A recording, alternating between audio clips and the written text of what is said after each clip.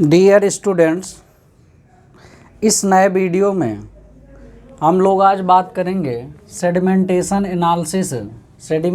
Analysis या इसको silt and clay analysis भी बोलते हैं। सिल्ट एंड क्ले एनालिसिस भी बोलते हैं। पिछले वीडियो में हम लोगों ने बात किया था सीव एनालिसिस के बारे में। पार्टिकल साइज एनालिसिस में हम लोग पहला भाग कर चुके हैं, जिसमें हम लोगों ने सीव एनालिसिस के बारे में स्टडी किया। अब इस वीडियो में हम लोग सेडिमेंटेशन एनालिसिस के बारे में बात करेंगे। तो आइए स्टार्ट करते हैं इस नए वीडियो में। तो देखिए, सेडिमेंटेशन एनालिसिस ये क्या होता है। सेडिमेंटेशन एनालिसिस या स्टोक्स लॉ पर आधारित होता है, या स्टोक्स लॉ पर आधारित है, या स्टोक्स लॉ पर आधारित है, या स्टोक्स लॉ पर आधारित है। तो यहाँ पर सबसे पहले हम लोग देखते हैं स्टोक्स लॉ क्या होता है। तो स्टोक्स लॉ के बारे में जानते हैं हम लोग। स्टोक्स लॉ क्या है? तो स्टोक्स ने क्या बताया कि जब पार्टिकल को इनफाइनाइटली लार्ज मीडियम में, यानी कि वॉल का कोई फ्रिक्शन ना हो, स्फेरिकल पार्टिकल को यदि उसमें डाला जाए तो क्या होता है, एक टाइम तक कुछ गहराई पे जाने के बाद उसकी वेलोसिटी क्या होती है, कांस्टेंट हो जाती है। कुछ गहराई तक जाने के बाद उसकी वेलोसिटी क्या होती है, कांस्टेंट हो जाती है। इसी कांस्टेंट वेलोसिटी को ज्ञात करने के लिए इन्होंने एक फार्मूला दिया था। कांस्टेंट, ये आपका टर्मिनल वेलोसिटी उसको बोलते हैं। एक कांस्टेंट वेलोसिटी अचीव हो जाती है जिसे टर्मिनल वेलोसिटी कहते हैं। इस टर्मिनल वेलोसिटी को ज्ञात करने के लिए इन्होंने एक फार्मूला दिया था, Vt equal to terminal velocity equal to unit weight of solid minus unit weight of water या लिक्विड, जिस भी मीडियम में मर्ज किया जा रहा है, डाला जा रहा है उस पार्टिकल को या सॉइल को, इनटू यहाँ पर diameter of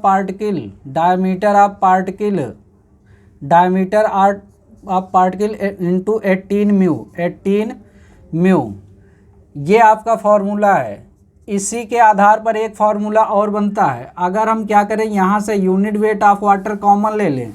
unit weight of water अगर हम कॉमन ले लेते हैं तो ये आपका देखिए, यहाँ से unit weight of solid upon divided by unit weight of water -1।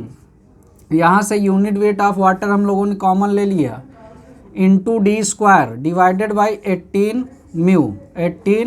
Mu. अब यहाँ से देखिए, इस यूनिट वेट ऑफ वाटर को हम क्या लिख सकते हैं, यहाँ पे देखिए unit weight of solid upon unit weight of water को हम क्या लिख सकते हैं, g लिख सकते हैं। स्पेसिफिक ग्रेविटी ऑफ सॉलिड और यूनिट वेट ऑफ वाटर को ρg लिख सकते हैं, ρg d² अपॉन 18 म्यू। अब इसमें क्या है कि इस रो की वैल्यू को हम म्यू में लाके डिवाइड कर सकते हैं। अब म्यू में लाके यहाँ पर अगर हम डिवाइड करते हैं तो Vt इक्वल टू आपको यहाँ से मिलेगा, Vt इक्वल टू यहाँ से आपको मिल जाएगा g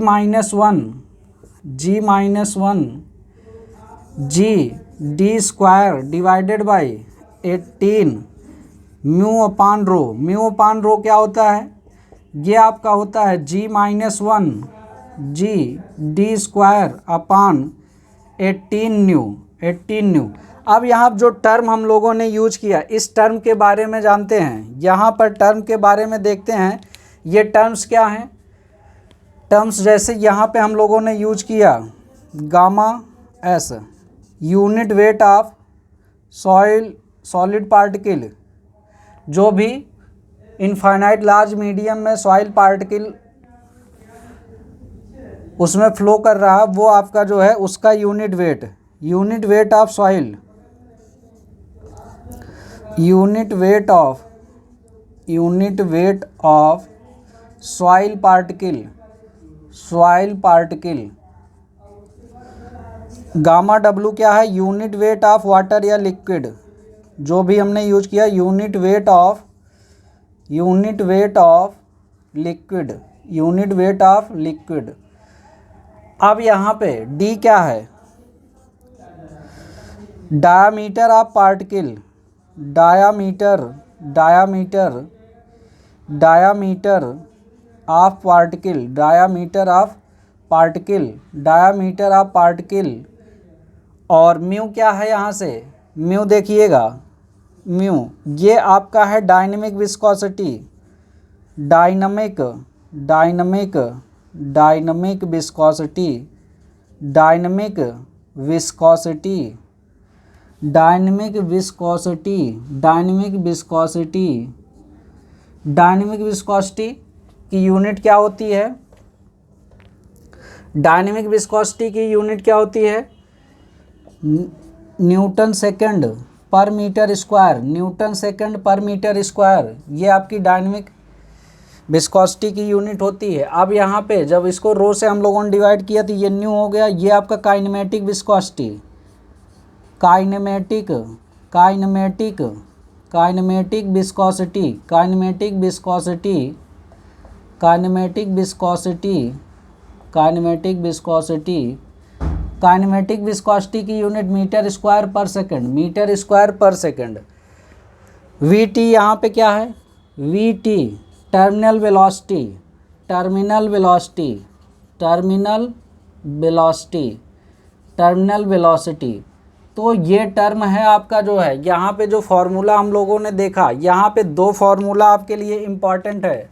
एक तो ये फार्मूला, अब इसमें से आपके एग्ज़ाम में पूछता क्या है, यहाँ से वी टी इक्वल टू, ये आपसे पूछता है, ये दोनों में से कोई भी फार्मूला पूछ सकता है। यहाँ से मेनली आपको पूछता है जो टर्मिनल वेलोसिटी पार्टिकल के साइज के कैसे प्रोपोर्शनल होता है, तो ये डायरेक्टली डी स्क्वायर के प्रोपोर्शनल होता है। यहाँ पे क्या होता है, V T terminal velocity directly proportional to particle के डायामीटर या रेडियस के स्क्वायर के डायरेक्टली क्या होता है, ये प्रोपोर्शनल होता है। ये क्या होता है, इसके डायरेक्टली प्रोपोर्शनल होता है। अब यहाँ पे हम लोग बात करते हैं एजम्पशंस के बारे में। स्टोक लॉ के एजम्पशंस आपके एग्जाम में पूछे जाते हैं, तो एजम्पशंस के बारे में बात करते हैं। यहाँ पर एजम्पशंस ऑफ एजम्पशंस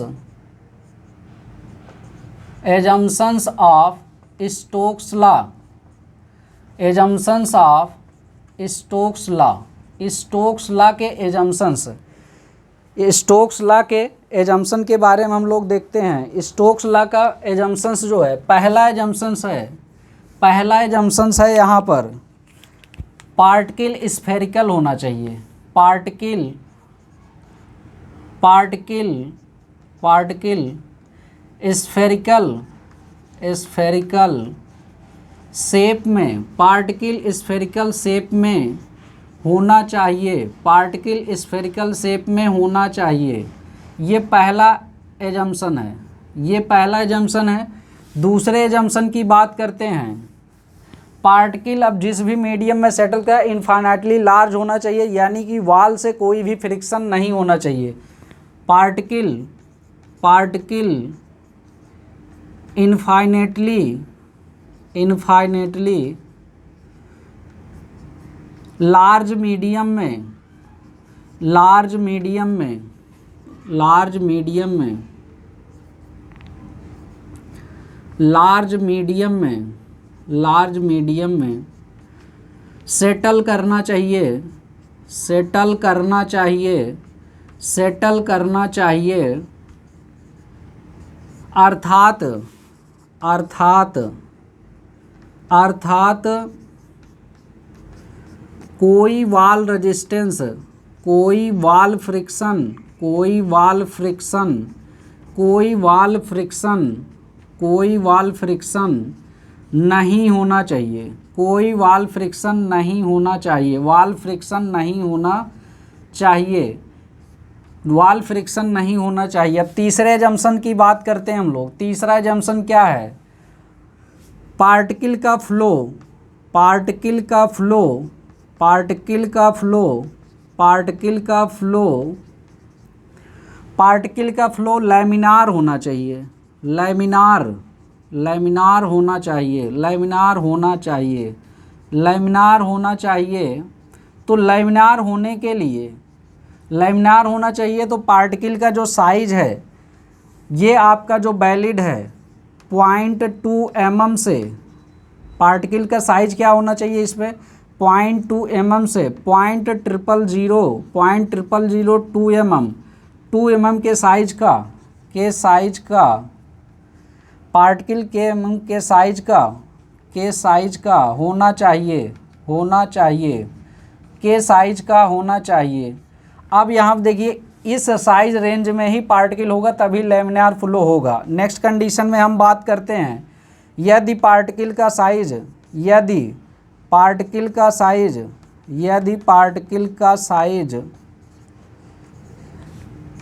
0.2 mm से बड़ा है, 0.2 mm से बड़ा है, 0.2 mm से बड़ा है तो 0.2 mm से बड़ा है तो टर्बुलेंट मोशन करेगा, टर्बुलेंट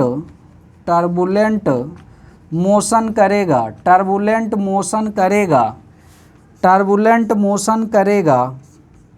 अब यहाँ पे नेक्स्ट बात करते हैं फिफ्थ, यदि पार्टिकल का साइज 0.0002 mm से कम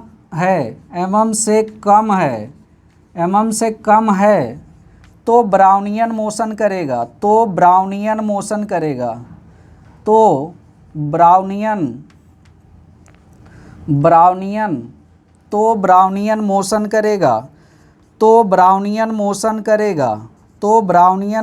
करेगा। अब यहाँ पर देखिएगा नेक्स्ट जो एजम्पशन है, सेटलिंग के दौरान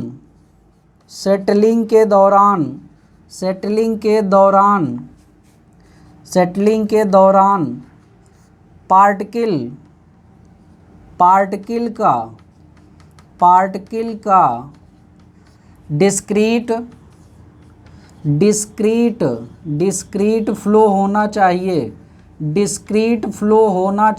डिस्क्रीट फ्लो होना चाहिए।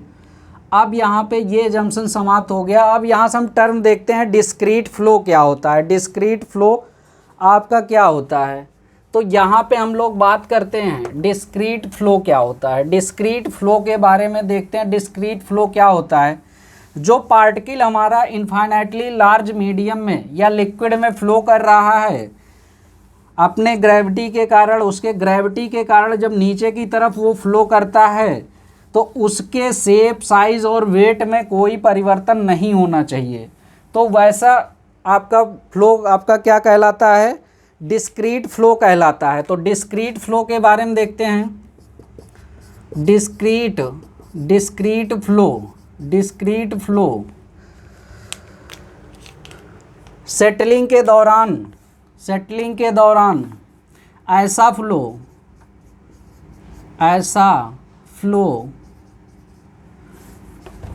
जिसमें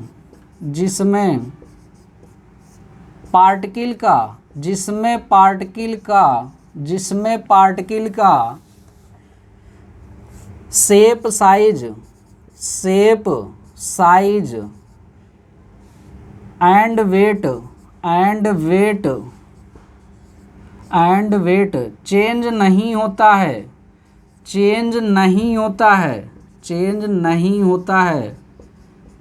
होता है, डिस्क्रीट फ्लो कहलाता है। ये आपका डिस्क्रीट, जिसमें ऐसा फ्लो जिसमें पार्टिकल का शेप, साइज और वेट चेंज नहीं होता, वो आपका क्या कहलाता है, डिस्क्रीट फ्लो कहलाता है। इसी तरह आपका एक दूसरा फ्लो होता है फ्लॉकुलेंट फ्लो। तो ये क्या होता है,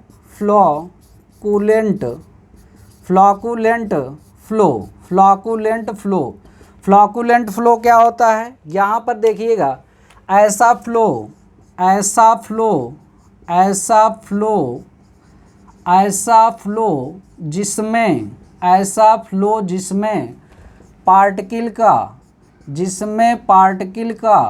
जिसमें पार्टिकल का शेप, साइज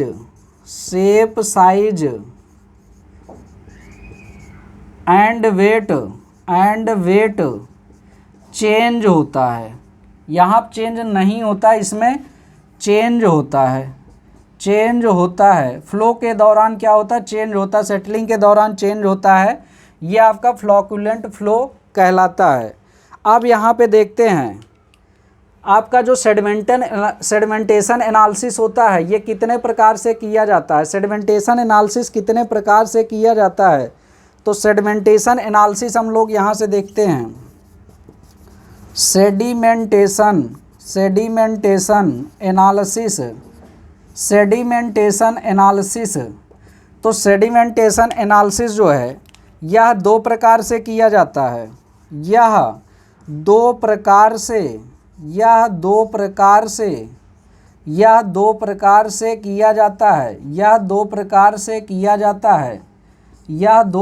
से किया जाता है। पहला आपका इसमें देखिएगा, सेडिमेंटेशन एनालिसिस जो आपका किया जाता है, पहला इसमें आपका होता है पीपेट मेथड।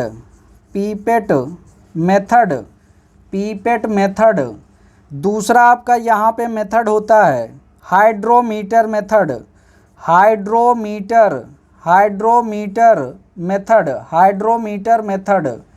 दूसरा मेथड आपका हाइड्रोमीटर मेथड। पहला इसमें है पीपेट मेथड, दूसरा ये आपका है हाइड्रोमीटर। दोनों के बारे में स्टडी करते हैं, ये कैसे प्रक्रिया होती है। प्रोसीजर अब देखते हैं यहाँ से, procedure of sedimentation analysis. Procedure of sedimentation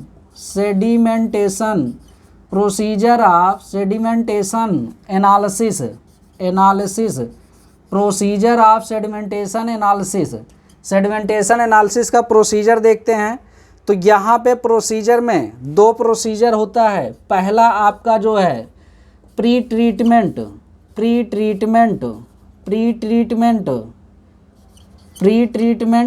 दूसरा यहाँ पे होता है पोस्ट ट्रीटमेंट। प्री ट्रीटमेंट और पोस्ट। जो प्रोसीजर में पहला होता है प्री ट्रीटमेंट, दूसरा होता है पोस्ट ट्रीटमेंट। अब यहाँ से आगे देखते हैं हम लोग प्री ट्रीटमेंट क्या होता है। प्री ट्रीटमेंट क्या होता है, सॉइल में यदि हमारे ऑर्गेनिक मैटर हैं तो ऑर्गेनिक मैटर के लिए हम क्या करते हैं, H2O2 हाइड्रोजन पेरोक्साइड की सहायता से उनका हम क्या करते हैं, ऑक्सीडेशन करते हैं। सभी ऑर्गेनिक मैटर को ऑक्सीडाइज करते हैं। ऑक्सीडाइज करने के बाद यदि उसमें कैल्शियम कंपाउंड प्रेजेंट हैं, कैल्शियम कंपाउंड या जिप्सम कंपाउंड आपके प्रेजेंट है, कैल्शियम कंपाउंड या जिप्सम कंपाउंड प्रेजेंट हैं, तो उनको हम क्या करते हैं, उनके लिए 0.2 नॉर्मल HCl का यूज करते हैं। उनको हटाने के लिए क्या करते हैं, 0.2 नॉर्मल HCl का यूज करते हैं। तो यहाँ पे हम लोग देखते हैं प्री ट्रीटमेंट। पहला जो प्रोसीजर है ये है हमारा प्री ट्रीटमेंट में हम क्या करते हैं, यदि सॉइल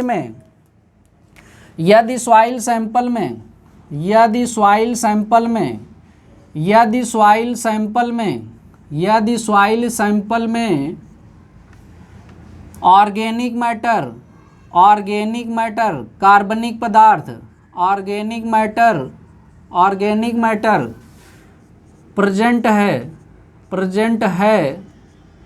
प्रेजेंट है तो उसे हटाने के लिए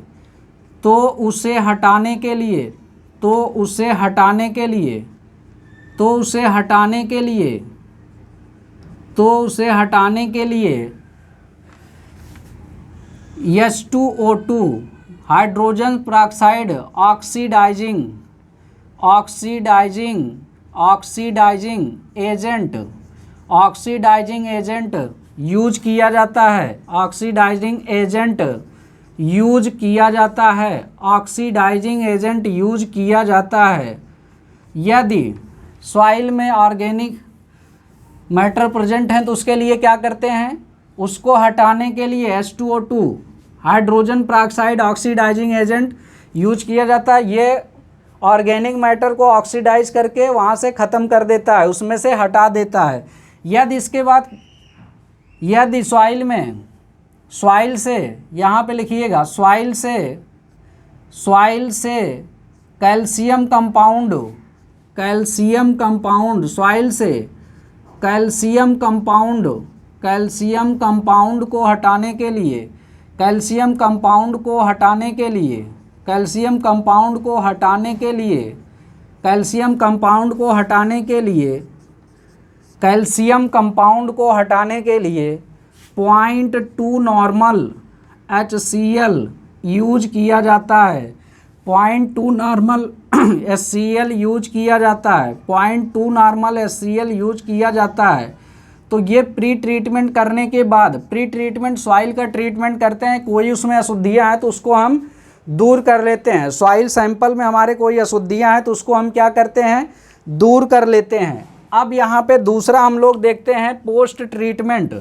दूसरा प्रोसीजर इसका है पोस्ट ट्रीटमेंट। पोस्ट ट्रीटमेंट में क्या करते हैं, सॉल्यूशन तैयार करते हैं। जो भी हमारा सॉइल सैंपल है उसे वाटर में मिला करके सॉल्यूशन तैयार करते हैं। क्या करते हैं, सॉल्यूशन तैयार करते हैं। अब पोस्ट ट्रीटमेंट में देखिए जब सॉल्यूशन तैयार करते हैं तो कभी कभी क्या होता है कि जब सॉइल को हम वाटर में मिलाते हैं तो यहाँ पे कभी कभी आपके सॉइल के पार्टिकल आपस में चिपक करके वो गुच्छेदार फॉर्म, ये फ्लॉग जनरेट कर लेते हैं, फ्लॉग बना लेते हैं। कभी कभी क्या होता है कि ये फ्लॉग बना लेते हैं आपस में, ये मतलब सॉइल मास की तरह बिहेव कर रहे हैं। क्योंकि हमें क्या करना है, यहाँ पे क्या है कि आपका जो भी पार्टिकल फ्लो हो रहा है वो इंडिविजुअल पार्टिकल फ्लो होगा और डिस्क्रीट फ्लो होगा। इसमें क्या होगा, जो आपका एजम्पशन इसमें था डिस्क्रीट फ्लो होगा, इंडिविजुअल पार्टिकल फ्लो होगा, तो ये फ्लॉग नहीं बनना चाहिए। फ्लॉग बनेगा तो क्या होगा, फ्लॉग बनने के कारण क्या होगा, आपका फ्लॉग बनेगा तो ये आपका जो है टेस्ट रिजल्ट सही नहीं आएगा। फ्लॉग बनने से क्या होगा, टेस्ट रिजल्ट सही नहीं आएगा। तो पोस्ट ट्रीटमेंट क्या करते हैं, सॉइल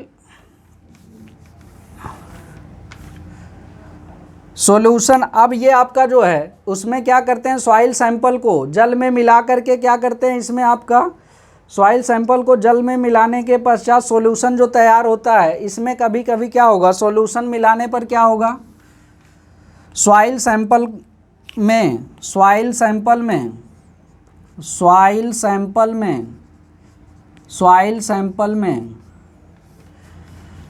जल मिलाने पर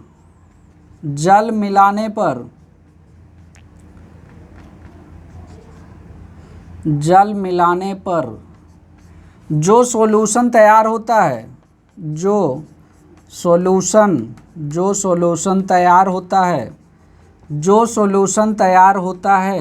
सॉल्यूशन तैयार होता है, कभी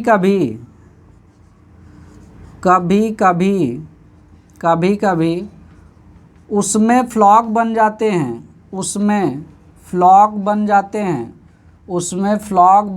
हैं। इन फ्लॉक्स को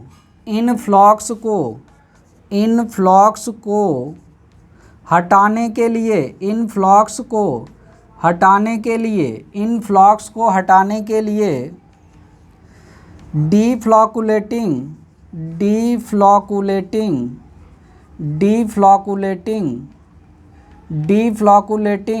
एजेंट का यूज करते हैं। डीफ्लॉकुलेटिंग एजेंट का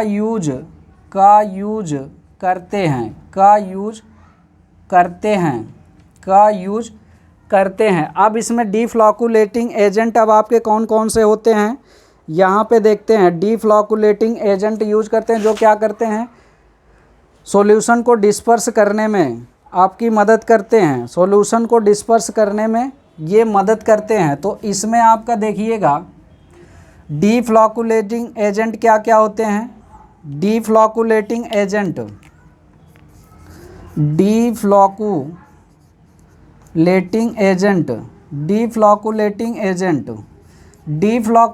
एजेंट में पहला आपका है सोडियम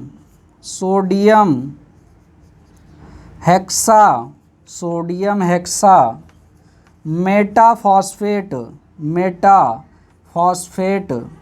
मेटाफॉस्फेट, सोडियम हेक्सामेटाफॉस्फेट, इसका व्यापारिक नाम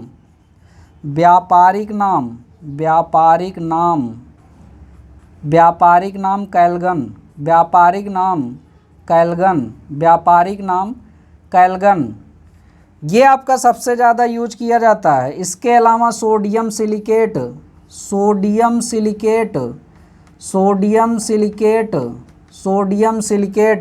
या आपका सोडियम ऑक्जिलेट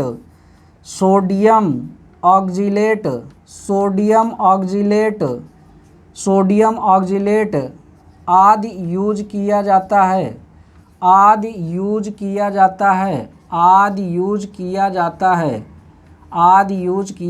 है। अब यहाँ पर आगे हम लोग देखते हैं, ये आपका ट्रीटमेंट करने के बाद जब सॉल्यूशन हमारा तैयार हो जाता है तो हम यहाँ पे देखते हैं पीपेट मेथड। अब यहाँ पे देखते हैं पीपेट मेथड में क्या होता है। पीपेट मेथड के बारे में देखते हैं। पीपेट मेथड से हम कैसे सेडिमेंटेशन एनालिसिस करते हैं, पार्टिकल साइज के बारे में कैसे अध्ययन करते हैं, ये हम लोग देखते हैं। इसमें पीपेट मेथड से कैसे हम लोग जो है सेडिमेंटेशन एनालिसिस करते हैं। तो पीपेट मेथड यहाँ पर देखते हैं। पीपेट मेथड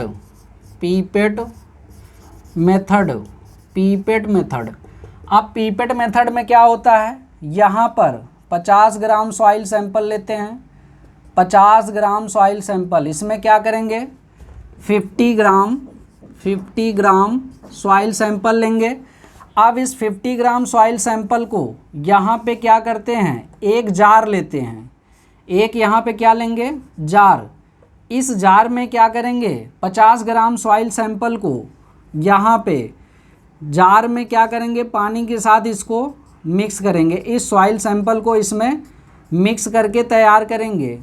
अब इसमें सबसे पहले इसको तैयार करने के लिए क्या करते हैं कि ये जो सॉइल सैंपल 50 ग्राम है, थोड़े से वाटर में मिला करके इसका पेस्ट तैयार करते हैं। फिर इस सॉल्यूशन में डाल करके पेस्ट जब बन जाता है तो इसमें डाल करके ये लगभग जो है 500 ml का सॉल्यूशन तैयार करते हैं। 500 ml या 1000 ml का सॉल्यूशन यहाँ पे क्या करते हैं, तैयार करते हैं। अब यहाँ पे हम क्या करते हैं, पीपेट को डुबाते हैं। इसमें क्या करते हैं, पीपेट को डुबाते हैं। अब इसमें क्या करते हैं, पीपेट को डुबाते हैं इस सॉइल सॉल्यूशन में।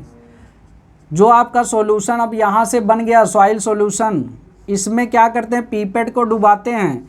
इस पीपेट को 10 सेंटीमीटर की स्पेसिफाइड गहराई में यहाँ से क्या करते हैं, 10 ml सॉल्यूशन निकालते हैं। बारी बारी से इसमें से क्या करते हैं, 10 ml सॉल्यूशन निकालते हैं। फिर उस जो सॉल्यूशन यहाँ से निकालते हैं, सॉल्यूशन जो निकालते हैं, ये आपका पीपेट होता है। अब उसका बारी सॉल्यूशन निकाल करके हम क्या करेंगे, 10 ml का सॉल्यूशन निकालेंगे। उसका फिर उसको ओवन में ड्राई करेंगे। ओवन में ड्राई करके उसमें पता करेंगे कितने सॉलिड पार्टिकल हैं, तो ये आपका टेस्ट जो है 1, 2, 5, 10, 15, 30 मिनट के अंतराल पर, इसके अलावा 1, 2, 4, 8 और 24 घंटे के अंतराल पर इतने टाइम्स करने के बाद सभी जितने भी सॉलिड पार्टिकल मिलते हैं उनका जो है एक फार्मूला है, उसमें रख करके सब कैलकुलेशन करके परसेंटेज फाइनर निकालते हैं। फिर परसेंटेज फाइनर को हम क्या करते हैं कि अभी हम लोग स्टडी करेंगे। इसके बाद जो है पार्टिकल साइज डिस्ट्रीब्यूशन कर्व या आपका जो है grading curve, particle size distribution curve या ग्रेडिंग कर्व पे प्लॉट करके इनका जो है फिर हम देखेंगे किस प्रकार के, मतलब इसमें ग्राफ आ रहा है, ग्राफ से फिर हम स्टडी करेंगे एक किस प्रकार की सॉइल है। तो यहाँ पे पीपेट मेथड में क्या होता है, ये आपका पीपेट होता है, पीपेट। इस पीपेट से हम क्या करते हैं, अब यहाँ देखिए इसका प्रोसीजर हम लोग पूरा समझते हैं। 50 ग्राम सॉइल सैंपल को लेकर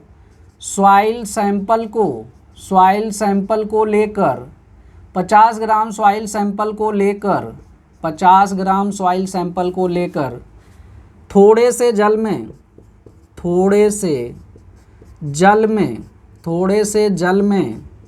मिक्स करते हैं। थोड़े से जल में होमोजीनियस मिक्स करते हैं, होमोजीनियस मिक्स करते हैं, होमोजीनियस मिक्स करते हैं, होमोजीनियस मिक्स करते हैं, फिर मिक्स करते हैं, फिर जार में डालकर, फिर जार में डालकर, फिर जार में डालकर, फिर जार में डालकर 500 ml का सॉल्यूशन, 500 ml का सॉल्यूशन तैयार करते हैं, 500 ml का सॉल्यूशन तैयार करते हैं, सॉल्यूशन तैयार करते हैं, सॉल्यूशन तैयार करते हैं। अब इस सॉल्यूशन में, अब इस सॉल्यूशन में, अब इस सॉल्यूशन से, अब इस सॉल्यूशन से पीपेट की सहायता से, पीपेट की सहायता से, पीपेट की सहायता से, पीपेट की सहायता से, पीपेट की सहायता से, पीपेट की सहायता से, पीपेट की सहायता से 10 ml solution, 10 ml solution, 10 ml solution 10 centimetre specified depth से, स्पेसिफाइड डेप्थ से, स्पेसिफाइड डेप्थ से, डेप्थ से 1 minute, 1 to 5 10 15 30 minute and 1 to 4 8 24 hours के अंतराल पर, आवर्स के अंतराल पर, आवर्स के अंतराल पर, आवर्स के अंतराल पर सॉल्यूशन निकालकर, सॉल्यूशन निकालकर, सॉल्यूशन निकालकर, निकालकर, निकालकर ओवन में ड्राई करके, ओवन में ड्राई करके, ओवन में ड्राई करके soil solid, soil solid, soil solid की मात्रा ज्ञात कर लेते हैं, सॉइल सॉलिड की मात्रा ज्ञात कर लेते हैं, सॉइल सॉलिड की मात्रा ज्ञात कर लेते हैं, सॉइल सॉलिड की मात्रा ज्ञात कर लेते हैं, सॉइल सॉलिड की मात्रा ज्ञात कर लेते हैं, सॉइल सॉलिड की मात्रा ज्ञात कर लेते हैं। अब यहाँ पे देखिए सॉइल सॉलिड की मात्रा जब ज्ञात हो गई, अब यहाँ पे हम परसेंटेज फाइनर का फार्मूला लगाते हैं। परसेंटेज फाइनर का यहाँ पे फार्मूला आपके पास हो जाएगा, percentage finer, percentage finer, percentage finer equal to, यहाँ पे जो फार्मूला बन जाएगा MD upon VP minus M dash upon V upon M/V। अब यहाँ पे जो टर्म लिखे गए हैं, इस फॉर्मूले का यूज करके हम क्या करेंगे, कैलकुलेशन करेंगे। तो यहाँ पे हम लोग एक एक टर्म समझते हैं, MD MV M डैश, ये सारे टर्म क्या हैं। तो इस टर्म को हम लोग समझने के लिए यहाँ पे देखते हैं। अब MD क्या है, विभिन्न समयांतराल पर, MD क्या है यहाँ से देखते हैं। MD क्या है, विभिन्न समयांतराल पर जो हमने सैंपल 10 ml निकाला है, ये विभिन्न समयांतराल जो मैंने दिया है, इन समयांतराल पर जो भी हमने सैंपल निकाला था उसको ओवन में ड्राई करने के बाद कितना सॉलिड उसमें मिला, टोटल हम उसको कलेक्ट कर लेते हैं, टोटल कितना सॉलिड मिला ये आपका है। और VP क्या है, पीपेट का वॉल्यूम, कितना वॉल्यूम हमने निकाला, जनरली यहाँ मैंने लिखा 10 ml, 10 ml वॉल्यूम निकाला। M डैश क्या है, weight mass of deflocculating agent, deflocculating agent का मास है यहाँ पर, डीफ्लॉकुलेटिंग एजेंट का मास है। ये टोटल वॉल्यूम ऑफ सैंपल जो कि हम लोग यहाँ पे 500 ml सॉल्यूशन तैयार किया है। और M क्या है, total mass of soil sample, soil sample total कितना लिया गया है, 50 ग्राम। तो यहाँ पर एक एक करके हम लोग लिखते हैं, एक एक करके यहाँ पे लिखते हैं। MD क्या है, MD विभिन्न समय अंतराल पर, विभिन्न समयांतराल पर विभिन्न समयांतराल पर विभिन्न समयांतराल पर विभिन्न समयांतराल पर निकाले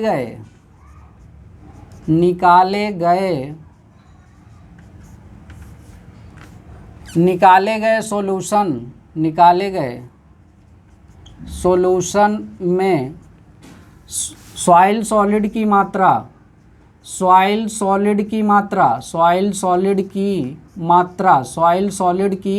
मात्रा। अब यहाँ पर देखते हैं Vp क्या है। Vp क्या है?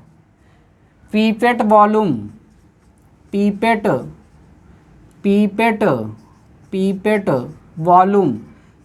वॉल्यूम का मतलब जितना ml हम लोगों ने सॉल्यूशन निकाला है। जनरली जो है 10 ml सॉल्यूशन हम लोगों ने लिया है, 10 ml सॉल्यूशन लिया है। इसके बाद m डैश क्या है? मास ऑफ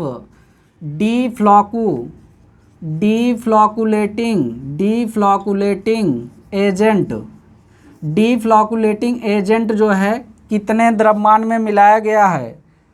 अब यहाँ से देखिए वॉल्यूम, V क्या है? Volume of solution.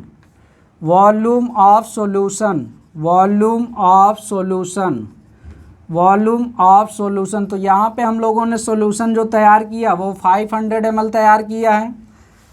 यम क्या है? Mass of soil sample, mass of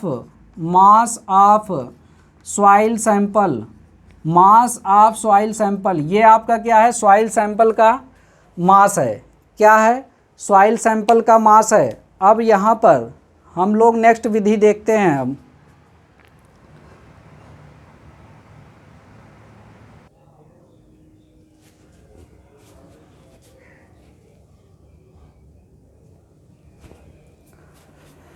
तो पीपेट मेथड के बारे में हम लोगों ने बात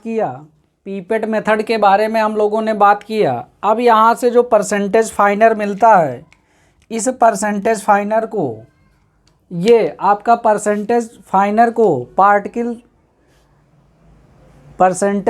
को ये जो आपका जो है यहाँ पे डिग्रेडिंग जो आपका जो है ग्रेडेशन कर्व जो होता है, या आपका पार्टिसाइल डिस्ट्रीब्यूशन कर्व होता है, उस पर प्लॉट करके पार्टिकल्स के बारे में एनालिसिस करते हैं।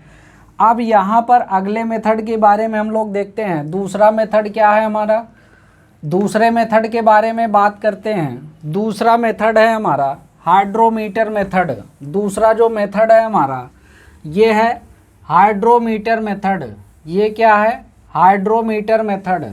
हाइड्रोमीटर मेथड के बारे में बात करते हैं। तो ये हाइड्रोमीटर मेथड जो है, इसकी सहायता से हाइड्रोमीटर से हम क्या करते हैं? ये हाइड्रोमीटर मेथड ये क्या है? ये भी स्टोक्स लॉ के ही सिद्धांत पर काम करता है। ये भी क्या करता है? स्टोक्स लॉ के ही सिद्धांत पर काम करता है।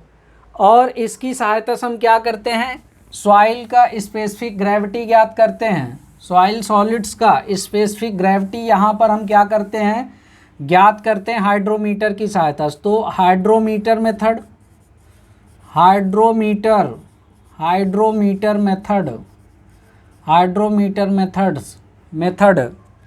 यह भी स्टोक्स लॉ के सिद्धांत पर काम करता है।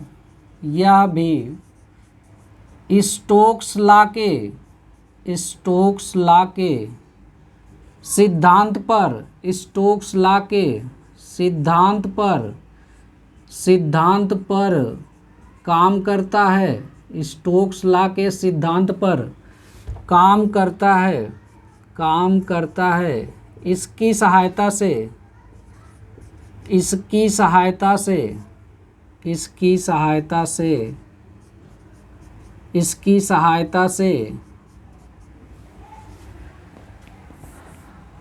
सॉइल सॉलिड का स्पेसिफिक ग्रेविटी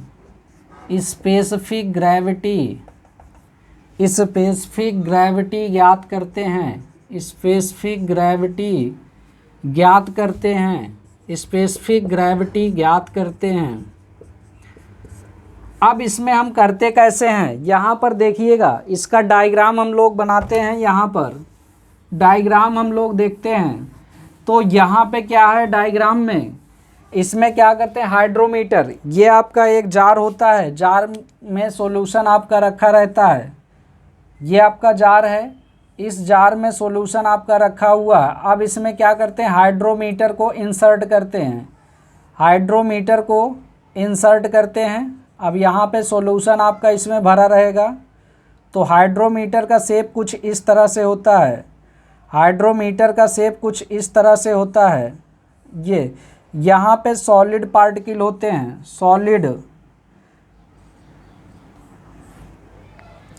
सॉलिड, ये आपका मेटल यहाँ पे होता है, क्या होता है, मेटल।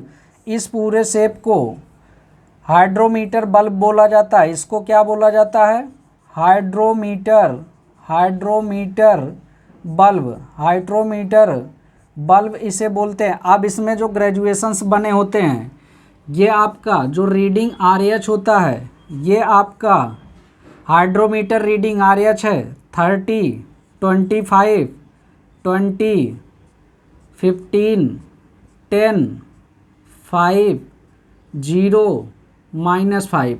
अब इधर जो स्पेसिफिक ग्रेविटी मिलता है, ये आपका स्पेसिफिक ग्रेविटी इधर अंकित होता है। ये कैसे आता है आगे हम लोग फार्मूला से देखेंगे।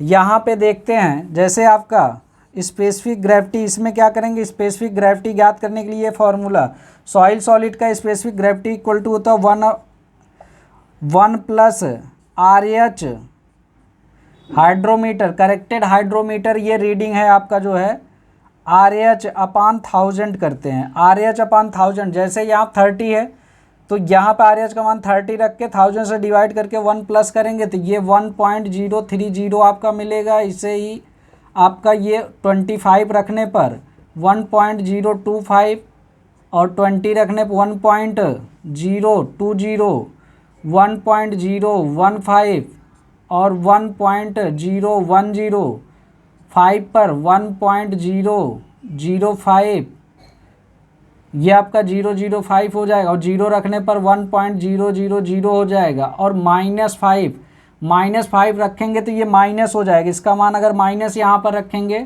तो ये आपका एक में आपका जो है, एक में से ये माइनस वैल्यू आ जाएगी तो ये 0.995 आ जाएगा। अगर माइनस में आपका 25 है तो 1 में से माइनस 0.0025 माइनस कर देंगे तो ये वैल्यू आपको यहाँ से मिलता है। अब इसमें वाटर आपका जो है ये फिलअप रहता है इस तरह से। अब इसमें क्या होता है, इस तरह से ये सॉल्यूशन। अब इसका सॉल्यूशन बनाने की विधि क्या है, करते हैं। सॉल्यूशन बनाने के लिए इसमें क्या करते हैं, 50 ग्राम सॉइल सैंपल लेकर आसुत जल में, डिस्टिल्ड वाटर में, आसुत जल में होमोजीनियस मिक्स तैयार करते हैं।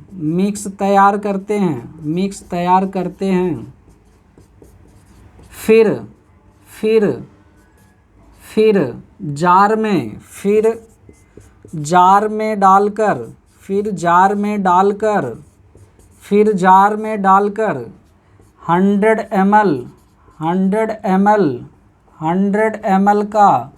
सॉल्यूशन तैयार कर लेते हैं। 100 ml का सॉल्यूशन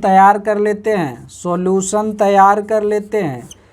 100 ml का सॉल्यूशन तैयार कर लेते हैं।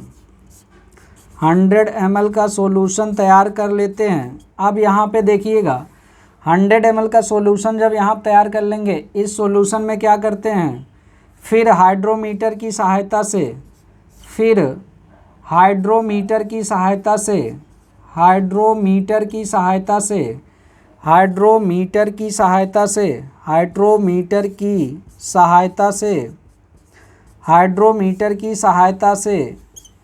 सॉइल का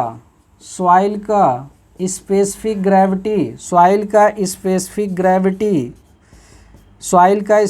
ग्रेविटी ज्ञात करते हैं।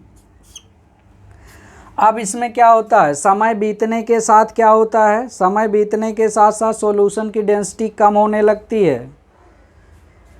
समय बीतने के साथ साथ, समय बीतने के साथ साथ, समय बीतने के साथ साथ, समय बीतने के साथ साथ सॉल्यूशन की डेंसिटी, सॉल्यूशन की डेंसिटी कम होने लगती है। सॉल्यूशन की डेंसिटी कम होने लगती है। डेंसिटी कम होने लगती है। सॉल्यूशन की डेंसिटी कम होने लगती है, जिससे जिससे जिससे हाइड्रोमीटर रीडिंग, जिससे हाइड्रोमीटर रीडिंग, जिससे हाइड्रोमीटर रीडिंग बढ़ती है, रीडिंग बढ़ती है। अभी यहाँ पे हम लोग देखते हैं रीडिंग कैसे बढ़ेगी। रीडिंग बढ़ती है, रीडिंग बढ़ती है, रीडिंग बढ़ती है। अब यहाँ पे देखिएगा हाइड्रोमीटर रीडिंग बढ़ेगी जब इसमें क्या होगा, जब ये आपका जो है यहाँ पर क्या होगा कि आपका समय बीतने के साथ ये जो सॉल्यूशन है, अगर इसकी डेंसिटी बढ़ेगी, डेंसिटी बढ़ेगी तो इसका मतलब क्या है, डेंसिटी यहाँ पर देखिए बढ़ने का मतलब क्या है, जब इसका सॉल्यूशन का डेंसिटी बढ़ेगा, सॉल्यूशन का डेंसिटी बढ़ेगा तो यानी क्या होगा, इसमें वाटर जो है ऊपर की तरफ बढ़ेगा। वाटर क्या होगा, ऊपर की तरफ। ये आपका सॉल्यूशन की डेंसिटी कम होती है। सॉल्यूशन की डेंसिटी जब कम होगी तो ये ऊपर की तरफ बढ़ेगा, ऊपर की तरफ बढ़ेगा। ऊपर की तरफ बढ़ने से क्या होगा, हाइड्रोमीटर की रीडिंग बढ़ती है। अब यहाँ पे क्या होगा, जब ये रीडिंग आपका बढ़ेगा यहाँ से, अब ये टेम्परेचर के केस में यहाँ पे हम लोग बात करते हैं, इसमें क्या होता है, समय के बीतने के साथ साथ सॉल्यूशन की डेंसिटी कम होने लगती है। डेंसिटी कम होगा, सॉल्यूशन का आयतन इंक्रीज करेगा, सॉल्यूशन का आयतन इंक्रीज करेगा, जिससे हाइड्रोमीटर रीडिंग क्या होगी, बढ़ेगी, ये रीडिंग इंक्रीज करेगी। अब यहाँ पे देखते हैं ये केस, अभी आपका यहाँ पे टेम्परेचर करेक्शन जब हम लोग देखेंगे तो वहाँ पे आपका क्लियर हो जाएगा ये क्यों ऐसा हो रहा है। अब यहाँ पे हम लोग देखते हैं एक फार्मूला है, डेंसिटी तो कैलकुलेट कर लिया। अब यहाँ से एक निश्चित हाइट से इसमें एक फार्मूला आपका आता है, एक निश्चित हाइट से जो भी सस्पेंशन लिया गया था HE/T टाइम में जो भी सस्पेंशन हुआ था, ये आपका टर्मिनल वेलोसिटी जो ये आपका फार्मूला होता है। यहाँ से दो फार्मूले मैंने आपको बताए थे, unit weight of solid, unit weight of water. यहाँ से आपका मैंने बताया था d²/18 म्यू। इसके अलावा एक और फार्मूला बताया था G-1 GD स्क्वायर और यहाँ पे 18 न्यू, ये मैंने आपको फार्मूला बताया। अब यहाँ से अगर हम रिलेशन निकालें, ये जो सॉइल सस्पेंशन है H/T एक निश्चित हाइट से T टाइम में अगर सेटलमेंट हो रहा है तो ये प्रोपोर्शनल हो जाएगा d² के। तो यहाँ से एक फार्मूला हम लोग बना सकते हैं, ये फार्मूला बना सकते हैं d1/d2 इक्वल टू, अगर यहाँ से निकालते हैं तो ये क्या हो जाएगा, यहाँ से H1/H2 इंटू T2/T1 और d² में है तो इधर क्या आ जाएगा, ये रूट में वैल्यू आ जाएगी। तो यहाँ से ये वैल्यू मिलेगा, यहाँ से ये वैल्यू मिलेगा T टाइम में अगर सस्पेंशन हो रहा, क्योंकि स्पीड इक्वल टू क्या हो जाएगा, speed equal to distance upon time हो जाएगा। तो ये जो पार्टिकल वर्टिकल में डिस्टेंस तय कर रहा है, पार्टिकल वर्टिकल में नीचे की तरफ सेटल होगा धीरे धीरे जब पार्टिकल नीचे की तरफ सेटल होगा तो इसका जो है सॉल्यूशन की डेंसिटी क्या होगी, कम होगी। डेंसिटी कम होती तो हाइड्रोमीटर क्या होता है, अधिक रीडिंग बताता है। तो यहाँ पे स्पीड जो है, speed equal to distance, h height पे अगर ये जा रहा है, कोई पार्टिकल यहाँ से चला है, यहाँ तक आने में, कोई पार्टिकल यहाँ से चला यहाँ तक आने में इसको जो भी टाइम t लगा और ये h हाइट कवर किया, तो उसके रिगार्डिंग ये जो है आपका ये रिलेशन यहाँ पे बना है, यहाँ से ये HE/T ये इक्वल टू आपका जो है यहाँ से टर्मिनल वेलोसिटी, ये टर्मिनल वेलोसिटी के यहाँ से रिलेशन है। तो ये रिलेशन आपका इम्पॉर्टेंट है, ये रिलेशन आपका इम्पॉर्टेंट है। अब यहाँ से हम लोग बात करते हैं, इसके बारे में बातें जो है कंप्लीट हो गई हैं। अब हम लोग हाइड्रोमीटर करेक्शन की बात करते हैं। इसमें कौन कौन से करेक्शन होते हैं। करेक्ट हाइड्रोमीटर रीडिंग जो है हमें नहीं मिलती है, ये आपका जो है अपरेंट रीडिंग अचीव होती है। यहाँ पर अपरेंट रीडिंग अचीव होती है, तो उसको करेक्ट हम लोग कैसे करते हैं, तो हाइड्रोमीटर करेक्शन करने पड़ते हैं। तो यहाँ पे हम लोग देखते हैं हाइड्रोमीटर करेक्शंस, हाइड्रोमीटर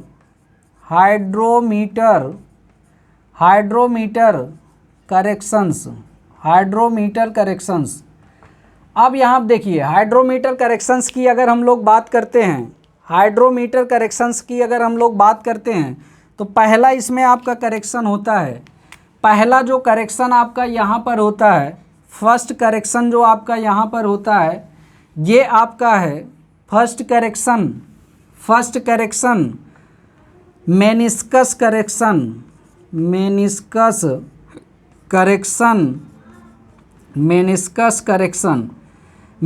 करेक्शन को MP से डिनोट करते हैं। मेनिस्कस करेक्शन यहाँ पे जो मेनिस्कस करेक्शन होता है CM से इसको डिनोट करते हैं। अब ये इसको याद करना है तो आप याद कर सकते हैं MP से इसको याद करना है। ये मेनिस्कस करेक्शन क्या होता है, पॉजिटिव होता है। अब यहाँ पे हम लोग समझते हैं पॉजिटिव क्यों होता है, मेनिस्कस करेक्शन पॉजिटिव क्यों होता है।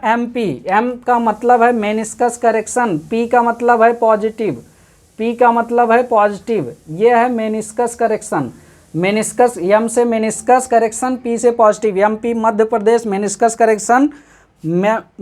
करेक्शन क्या होता है, पॉजिटिव होता है। मेनिस्कस करेक्शन क्या होता है, पॉजिटिव होता है। अब मेनिस्कस क्या होता है, जैसे कोई भी कैपिलरी ट्यूब अगर आपने वाटर में सबमर्ज किया, तो इसमें जो यहाँ पे देखिए वाटर कुछ इस तरह से इसका शेप आता है।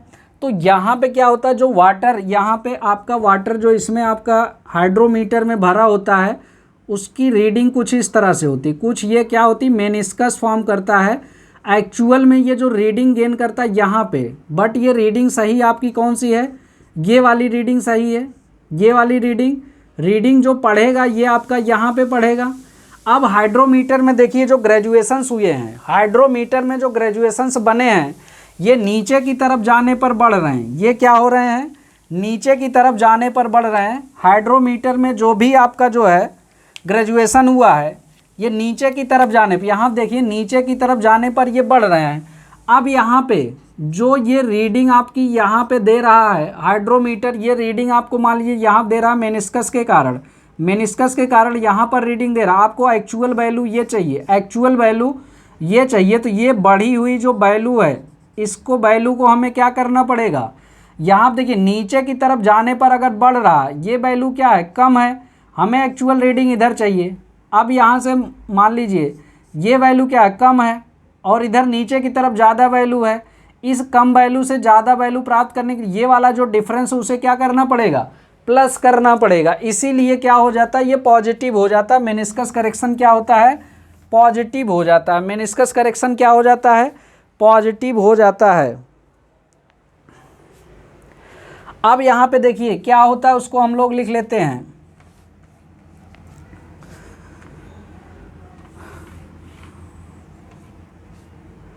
सॉल्यूशन। अब इसमें जो वाटर होता है आपका स्टेम, ये आपका क्या कहलाता है, ये स्टेम होता है, स्टेम। अब क्या है, स्टेम में सॉल्यूशन मेनिस्कस के कारण ऊपर चढ़ जाता है, मेनिस्कस के कारण ऊपर चढ़ जाता है, जिसके कारण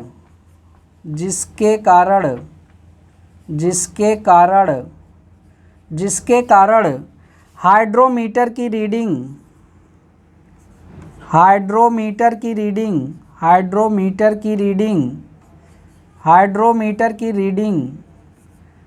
कम मिलती है। हाइड्रोमीटर की रीडिंग कम मिलती है, जिसे करेक्ट करने के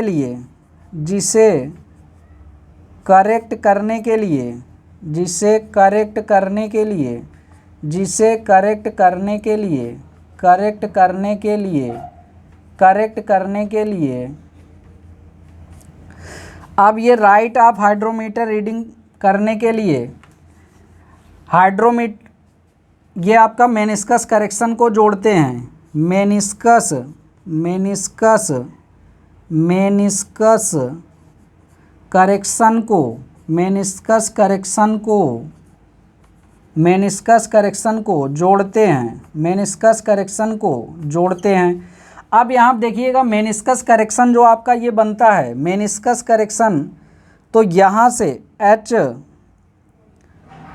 एक्चुअल यहाँ पे जो है RH हाइड्रोमीटर रीडिंग प्राप्त करने के लिए इसमें क्या करेंगे, जो RH डैश है इसमें क्या करेंगे, C जो हमें रीडिंग मिला हुआ उसमें क्या करेंगे, इस रीडिंग को मेनिस्कस करेक्शन को जोड़ेंगे, मेनिस्कस करेक्शन को जोड़ेंगे। अब दूसरे करेक्शन की बात करते हैं। दूसरा करेक्शन आपका यहाँ से है। दूसरा करेक्शन देखिएगा, दूसरा करेक्शन क्या है, टेम्परेचर करेक्शन। दूसरा करेक्शन हमारा क्या है, temperature correction. Temperature temperature correction, temperature correction. दूसरा जो करेक्शन है टेम्परेचर करेक्शन को CT से डिनोट करते हैं। टेम्परेचर करेक्शन को क्या करते हैं, CT से डिनोट करते हैं। टेम्परेचर करेक्शन, टेम्परेचर करेक्शन हम लोग देखते हैं तो टेम्परेचर करेक्शन जो है इसको हम क्या करते हैं, CT से डिनोट करते हैं। तो टेम्परेचर करेक्शन में क्या होता है, टेम्परेचर करेक्शन में क्या होता है, हाइड्रोमीटर, भारत में हाइड्रोमीटर, भारत में हाइड्रोमीटर, भारत में हाइड्रोमीटर सामान्यतः सामान्यतः सामान्यतः 27 डिग्री सेल्सियस पर, 27 डिग्री सेल्सियस पर कैलिब्रेटेड होता है, कैलिब्रेटेड, कैलिब्रेटेड होता है, कैलिब्रेट होता है, कैलिब्रेट होता मतलब ये 27 डिग्री सेल्सियस पर हाइड्रोमीटर रीडिंग हम लोग लेते हैं 27 डिग्री सेल्सियस पर। अब इसमें क्या होता है कि ये CT जो वैल्यू होती है ये पॉजिटिव निगेटिव दोनों हो सकती है। ये क्या होता है, पॉजिटिव निगेटिव दोनों। किस केस में होगा, अब यहाँ पे देखिए करेक्शन कब हमारा पॉजिटिव होगा, जब ये आपका temperature temperature temperature greater than, temperature greater than 27 degree Celsius होगा तो करेक्शन CT आपका क्या हो जाएगा, पॉजिटिव होगा। CT क्या होगा, पॉजिटिव होगा। यदि temperature less than 27 degree Celsius है तो CT का मान क्या होगा, CT का मान क्या होगा, निगेटिव होगा। करेक्शन क्या होगा, निगेटिव हो। अब इसको हम लोग समझते हैं क्यों हो रहा है, ये ऐसा क्यों हो रहा है इसके बारे में हम लोग समझते हैं। टेम्परेचर करेक्शन देखते हैं। अगर आपका जो है इसमें जो आपका सॉल्यूशन है, सॉल्यूशन का अगर टेम्परेचर बढ़ेगा, टेम्परेचर बढ़ने से इसका वॉल्यूम क्या करेगा, इंक्रीज करेगा। वॉल्यूम क्या करेगा, इंक्रीज करेगा। अगर वॉल्यूम आपका इंक्रीज करेगा तो डेंसिटी क्या होगी, कम होगी। टेम्परेचर बढ़ने से डेंसिटी क्या होगी, कम होगी। डेंसिटी अगर कम होगी ये सॉल्यूशन क्या होगा, ऊपर की तरफ जाएगा। सॉल्यूशन क्या होगा, ऊपर की तरफ आपका जाएगा। डेंसिटी जब कम हो जाएगी तो हाइड्रोमीटर रीडिंग क्या होगी आपकी, हाइड्रोमीटर रीडिंग जब ये ऊपर चला जाएगा, जब ये ऊपर की तरफ बढ़ेगा तो रीडिंग कम मिलेगी। रीडिंग कम मिलेगी तो इसमें अधिक रीडिंग प्राप्त करने के लिए हमें जोड़ना पड़ेगा वो वैल्यू। तो इसमें आपको जनरली अभी ध्यान रखना है, ये मैंने आपको समझाया कैसे ये होता है। तो डेंसिटी से रिलेटेड है। डेंसिटी जब कम, टेम्परेचर बढ़ने से डेंसिटी घट रही है तो सही वैल्यू प्राप्त करने के लिए हमारा क्या करना पड़ेगा, जोड़ना पड़ेगा, पॉजिटिव होगा। यानी 27 से अधिक होने पर पॉजिटिव होगा और 27 से कम होने टेम्परेचर कम होने पर क्या होगा, टेम्परेचर कम होने पर डेंसिटी बढ़ेगी। डेंसिटी अधिक है तो उसको कम पाने के लिए क्या करना पड़ेगा, करेक्शन को निगेटिव करना पड़ेगा। करेक्शन को क्या करना पड़ेगा, निगेटिव करना पड़ेगा। थर्ड केस यहाँ पे हम लोग देखते हैं, 3 करेक्शन इसमें आपके होते हैं। 3 करेक्शन मेनली आपके यहाँ पे होते हैं। तो थर्ड करेक्शन हम लोग देखते हैं। थर्ड करेक्शन आपका डिस्पर्सिंग एजेंट करेक्शन है। Dispersing agent correction, dispersing dispersing agent, dispersing agent correction, dispersing agent correction, dispersing agent correction जो आपका होता है CD, डिस्पर्सिंग एजेंट करेक्शन क्या होता है CD, ये आपका जनरली निगेटिव होता है, ये जनरली आपका क्या होता है निगेटिव होता है। अब डिस्पर्सिंग एजेंट की बात अगर हम करते हैं, जब सॉल्यूशन में पहले क्या होता है, जब सॉल्यूशन हम तैयार करते हैं तो ये आपका फ्लॉक्स बनते हैं, फ्लॉक्स, उन फ्लॉक्स को ब्रेक करने के लिए डीफ्लॉकुलेटिंग एजेंट या डिस्पर्सिंग एजेंट यूज करते हैं। उन फ्लॉक्स को ब्रेक करने के लिए हम क्या करते हैं, डिस्पर्सिंग एजेंट यूज करते हैं। इसके कारण क्या होता है, डेंसिटी आपका इंक्रीज कर जाता है। क्या करता है, डिस्पर्सिंग एजेंट मिलाने पर सॉल्यूशन में, सॉल्यूशन में, सॉल्यूशन में डिस्पर्सिंग एजेंट मिलाने पर, सॉल्यूशन में डिस्पर्सिंग एजेंट मिलाने पर, डिस्पर्सिंग एजेंट मिलाने पर, सॉल्यूशन में डिस्पर्सिंग एजेंट मिलाने पर सॉल्यूशन की डेंसिटी, सॉल्यूशन की डेंसिटी, सॉल्यूशन की डेंसिटी बढ़ जाती है, डेंसिटी बढ़ जाती है, डेंसिटी बढ़ जाती है, डेंसिटी बढ़ जाती है। सही डेंसिटी प्राप्त करने के लिए, सही डेंसिटी प्राप्त करने के लिए, सही डेंसिटी प्राप्त करने के लिए, सही डेंसिटी प्राप्त करने के लिए, प्राप्त करने के लिए, करने के लिए करेक्शन निगेटिव करना पड़ता है, करेक्शन निगेटिव करना पड़ता है, करेक्शन निगेटिव करना पड़ता है, करेक्शन निगेटिव करना पड़ता है। करेक्शन क्या करना पड़ता है, निगेटिव करना पड़ता है, करेक्शन निगेटिव करना पड़ता है, करेक्शन निगेटिव करना पड़ता है।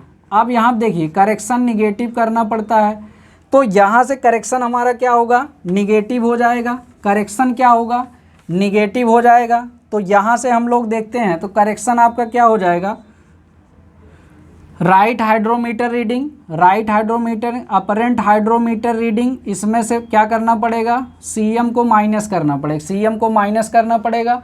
और यहाँ टेम्परेचर वाले केस में आपका क्या था, RH वैल्यू, राइट वैल्यू प्राप्त करने के लिए ये अपरेंट वैल्यू जो है इसमें आपका प्लस माइनस CT था, प्लस माइनस CT ये आपका करना पड़ेगा। अब यहाँ पे टोटल करेक्शन आपका C हो जाएगा, total correction, total correction, total correction क्या हो जाएगा, C इक्वल टू सभी करेक्शन को जोड़ लेंगे, मेनिस्कस CM पॉजिटिव होता plus minus CT, temperature correction plus minus होता, और मेनिस्कस ये आपका कौन सा है, डिस्पर्सिंग CD, CD यहाँ पे होगा, CD करेक्शन जो है क्या होता है, निगेटिव होता है, डिस्पर्सिंग एजेंट करेक्शन क्या होता है, निगेटिव होता है। अब इसमें करेक्टेड हाइड्रोमीटर रीडिंग इन तीनों के कारण हमें प्राप्त करने के लिए RH इक्वल टू क्या करना पड़ेगा, RH अपरेंट में ये आपका प्लस C करना पड़ेगा, यहाँ पे प्लस C। अब C की वैल्यू प्लस माइनस जो भी आ रही है ये आपको यहाँ से करना पड़ेगा। तो टोटल करेक्शन आपका C equal to CM plus minus CT। तो इसमें आपको ध्यान रखना है, पहला जो मेनिस्कस करेक्शन होता है पॉजिटिव होता है MP, temperature correction 27 degree Celsius पर हमारा जो है हाइड्रोमीटर कैलिब्रेट होता है, इसी पर स्पेसिफिक ग्रेविटी का। अब कम ज़्यादा होने से क्या है, टेम्परेचर बढ़ेगा करेक्शन पॉजिटिव होगा, टेम्परेचर घटेगा करेक्शन निगेटिव होगा। उसी का डिस्पर्सिंग एजेंट, डिस्पर्सिंग एजेंट आपका जो है इसमें क्या होता है, डिस्पर्सिंग एजेंट मिलाने से सॉल्यूशन की डेंसिटी बढ़ जाती है। डेंसिटी बढ़ने से क्या है, एग्जैक्ट डेंसिटी, कम डेंसिटी प्राप्त करने के लिए क्या करना पड़ेगा, हमें ये correction dispersing agent correction minus में करना पड़ेगा, डिस्पर्सिंग एजेंट करेक्शन क्या करना पड़ेगा, माइनस करना पड़ेगा। तो इस तरह से हम लोगों ने जो आपका जो है सेडिमेंटेशन एनालिसिस था उसका स्टडी किया, सेडिमेंटेशन एनालिसिस का स्टडी किया। अब इसके बाद हम लोग देखते हैं, अब इसके बाद हम लोग देखते हैं particle size distribution curve, particle size distribution curve.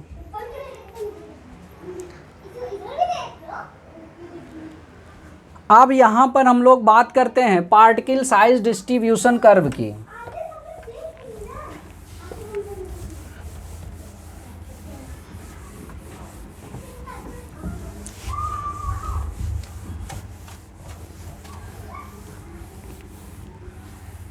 देखिए पार्टिकल साइज डिस्ट्रीब्यूशन कर्व या ये जो रीडिंग हम लोग यहाँ पे ले रहे हैं, जो हम लोगों ने उसमें पीपेट मेथड में देखा, तो उसको इसी ग्राफ पर प्लॉट करके जो है पार्टिकल साइज का एनालिसिस करते हैं। तो यहाँ पर देखिए particle size distribution curve, particle size distribution particle size distribution curve, particle size distribution curve, particle size distribution curve या ग्रेडिंग कर्व, या ग्रेडिंग कर्व भी इसको बोलते हैं, ग्रेडिंग कर्व। अब इसमें क्या होता है, यहाँ पर देखिएगा, इसमें क्या होता है कि परसेंटेज फाइनर जो है, परसेंटेज जो फाइनर मिल रहा है उसको वाई एक्सिस पे दिखाते हैं। परसेंटेज फाइनर को वाई एक्सिस पे दिखाते हैं।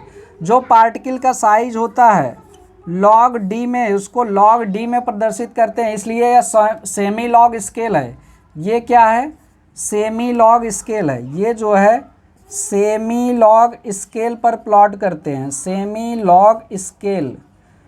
लॉग स्केल पर इसको प्लॉट किया जाता है। अब इसमें क्या होता है कि इधर के पार्टिकल साइज बड़े होते हैं, आगे की तरफ जाने पार्टिकल साइज क्या होते हैं, छोटे होते हैं। अब यहाँ से हम लोग थोड़ा सा समझने की कोशिश करते हैं। ये जो कर्व हमें मिलेगा, इसको समझने से पहले हमें कुछ पार्टिकल के बारे में समझना होगा कि यूनिफॉर्मली ग्रेडेड सॉइल क्या होता है, वेल ग्रेडेड सॉइल क्या होता है, गैप ग्रेडेड सॉइल क्या होता है, पुअरली ग्रेडेड सॉइल क्या होता है। इसके बारे में थोड़ा सा हमें क्या करना पड़ेगा, स्टडी करना पड़ेगा। तो इसको हम लोग देख लेते हैं, ग्रेडेशन।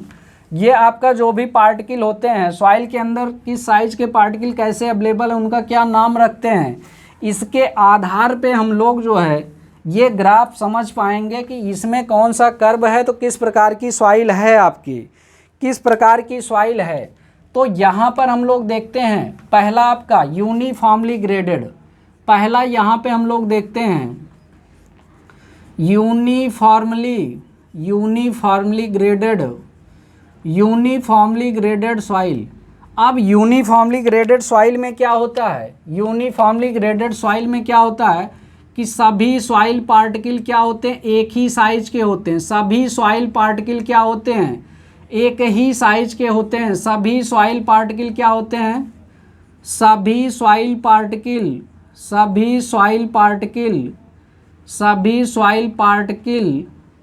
एक ही साइज के होते हैं। सभी सॉइल पार्टिकल एक ही साइज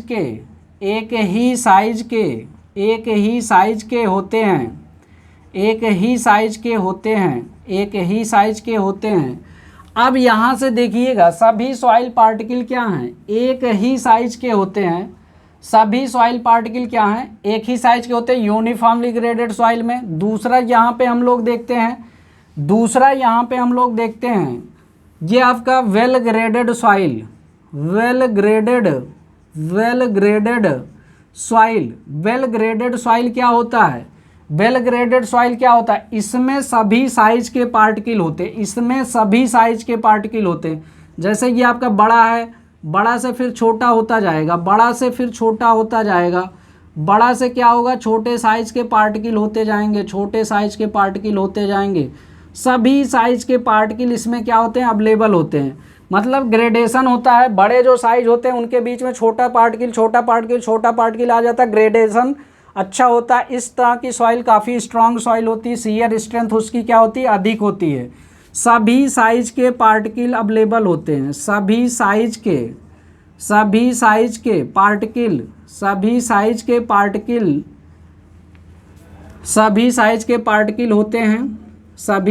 पार्टिकल होते हैं। इसमें जो है सभी साइज के पार्टिकल होते हैं। थर्ड यहाँ पे देखते हैं गैप ग्रेडेड सॉइल, अब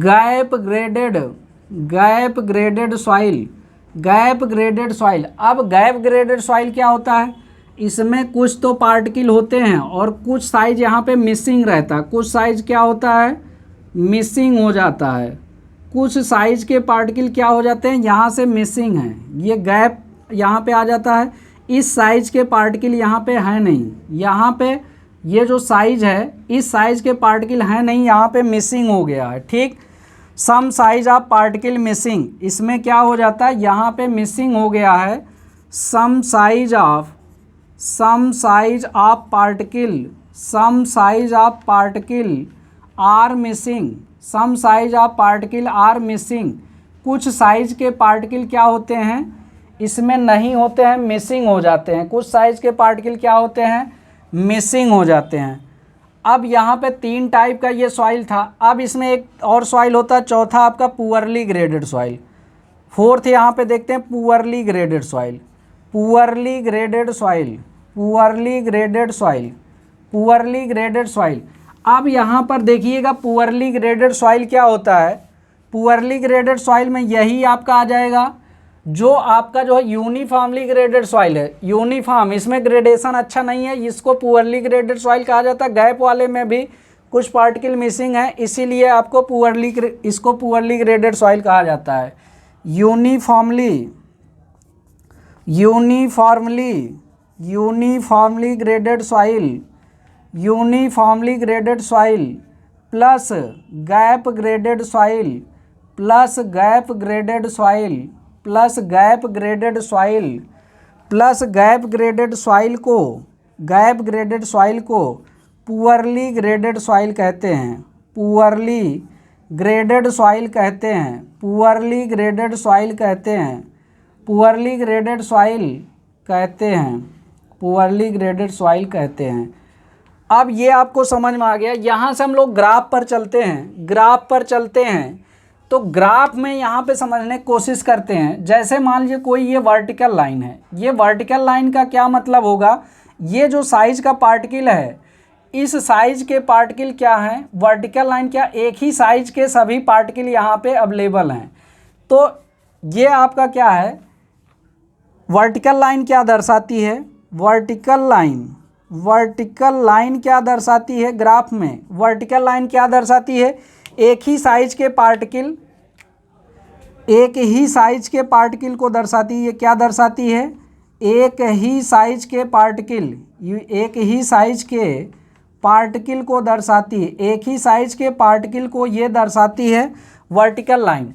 अगर कोई हॉरिजॉन्टल लाइन है, हॉरिजॉन्टल लाइन यहाँ पे ग्राफ में बन रही है, हॉरिजॉन्टल मतलब यहाँ पे जो सॉइल है, यहाँ पे जो सॉइल है, ये हॉरिजॉन्टल जा रही है। हॉरिजॉन्टल जाने का मतलब ये होता है कि इस पार्टिकल साइज से और इस पार्टिकल साइज के बीच में, मान लीजिए कुछ इस तरह से ग्राफ जा रहा है, तो इस साइज से इस साइज के बीच में क्या है, मिसिंग है, इस साइज से इस साइज के बीच में क्या है, मिसिंग है। तो हॉरिजॉन्टल लाइन क्या है, हॉरिजॉन्टल लाइन क्या है, horizontal line, horizontal line, horizontal line, horizontal line जो आपको शो करता है मिसिंग पार्टिकल को शो करता है, missing particle, missing size particle, missing size particle, missing size particle को ये आपका क्या करता है, शो करता है, missing size particle, missing size particle, missing size particle को ये आपका हॉरिजॉन्टल लाइन दर्शाता। अब यहाँ पे ग्राफ में हम लोग देखते हैं,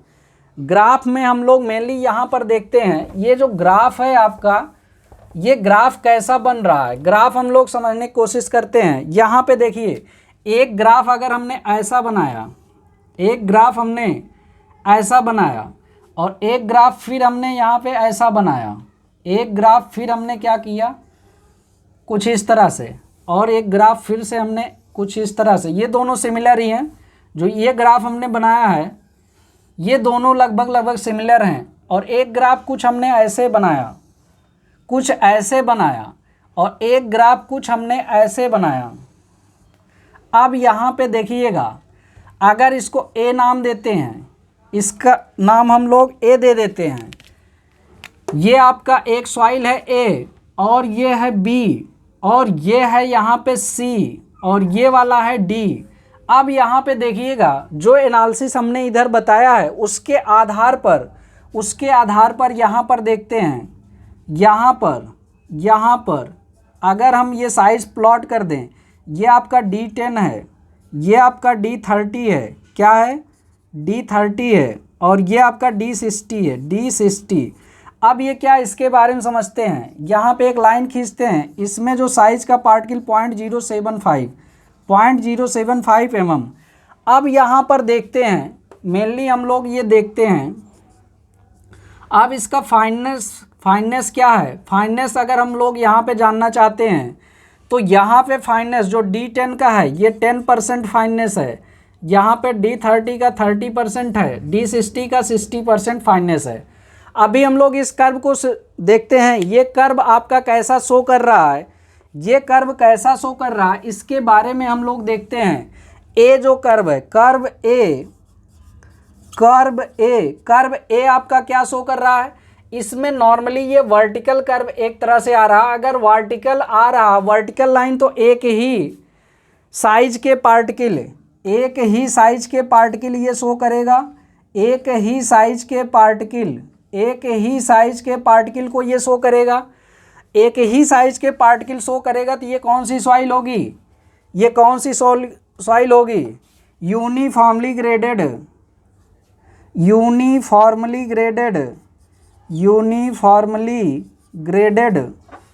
ये आपका log D है, log D में ये ग्राफ प्लॉट किया गया है। Uniformly graded course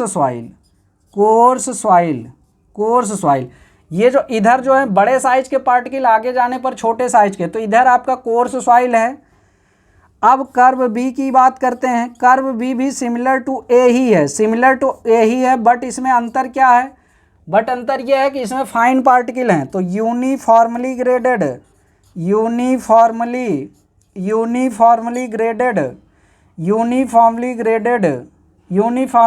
fine soil, curve B हो गया। कर्व सी की बात करते हैं। कर्व सी में देखिएगा, ये ऐसे जा रहा, ना तो हॉरिजॉन्टल दिख रहा ना तो वर्टिकल दिख रहा, एस की तरह फॉर्म कर रहा है। तो ये आपका जो है वेल ग्रेडेड सॉइल, इसमें सभी साइज के पार्टिकल अवेलेबल हैं। इसमें क्या है, सभी साइज के पार्टिकल क्या हैं, अवेलेबल हैं। तो ये आपका क्या है, वेल ग्रेडेड सॉइल।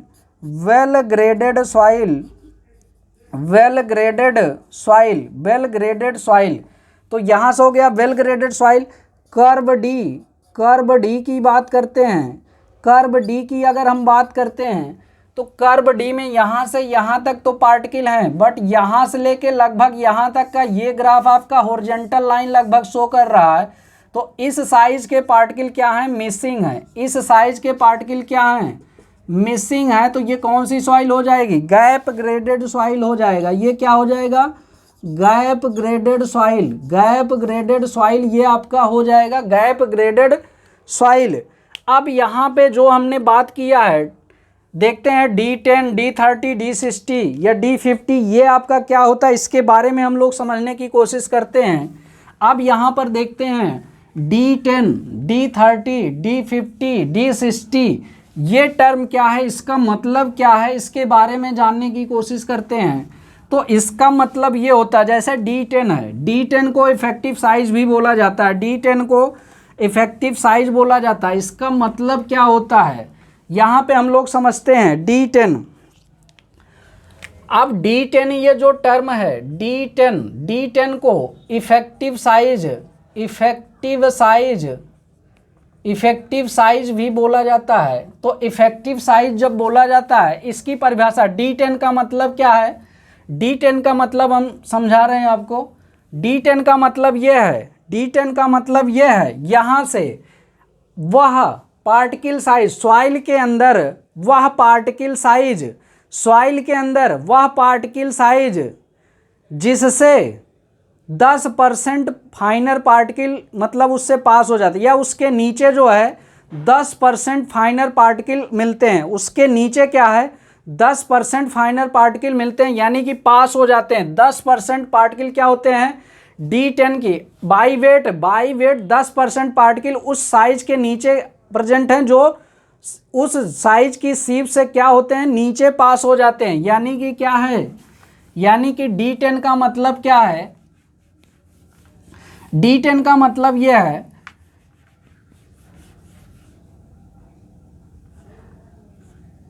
पार्टिकल का वह साइज, D10 का मतलब है particle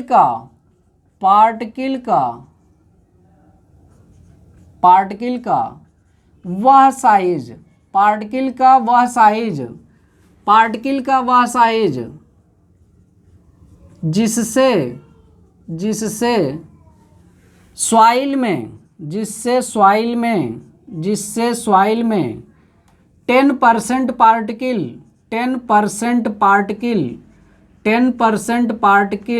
by wait 10% particle by wait फाइनर होते हैं या उस साइज से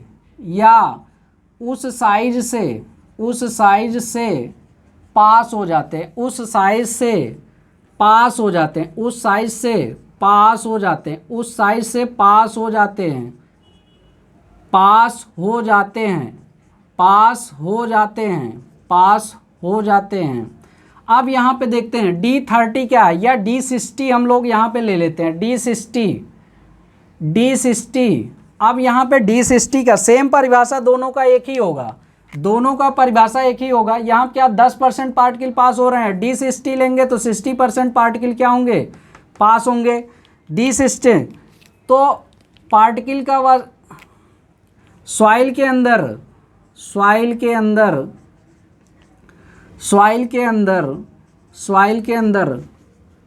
पार्टिकल का वह साइज, जिससे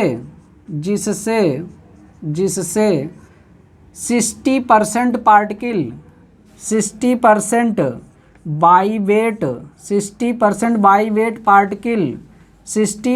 बाई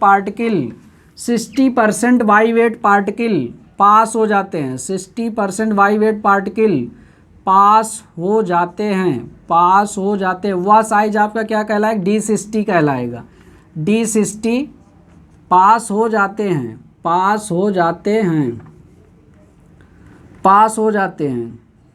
ये आपका D60। अब इसमें अगर D50 या D30 भी इसी तरह से हो जाएगा,